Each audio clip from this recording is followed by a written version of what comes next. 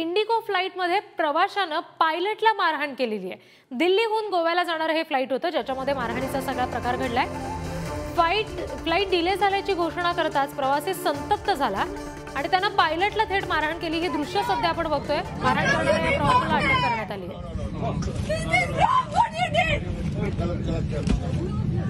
अरे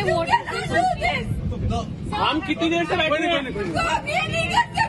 आप ऐसा क्या नहीं कर सकते? हम पागल। Please let's not you R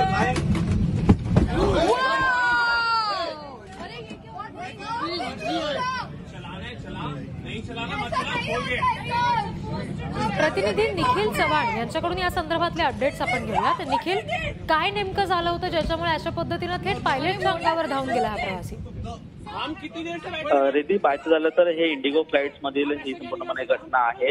ज्यावेळी फ्लाइट्स डिले होते तेव्हा नक्कीच वारंवार आपल्याला जे प्रवासी आहेत त्यांचा विरोध हा आपल्याला ऐकायला येतो, त्याची नाराजी ऐकायला मिळते। परंतु ज्यावेळी आता या इंडिगो फ्लाइट्स मध्ये कॅप्टननी ही जी डिले लेट असण्याची जी अनाउन्समेंट केली आणि त्याच्यानंतर जे प्रवासी होता तो प्रवासी संपूर्णपणे संतप्त झाला आणि संतप्त होऊन त्यांनी रागाच्या भरामध्ये कॅप्टनच्या अंगावरती धावत जाऊन मारामारी करण्याचा जो प्रयत्न आहे, त्याला मार देण्याचा प्रयत्न आहे तो या ठिकाणी केलेला आहे।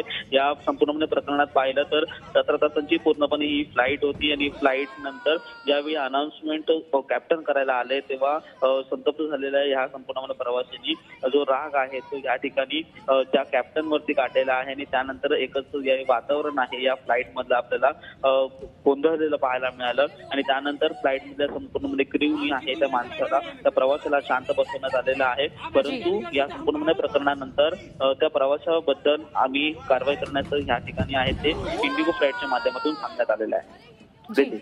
निखिल, धन्यवाद दिलेल्या सगळ्या माहितीसाठी।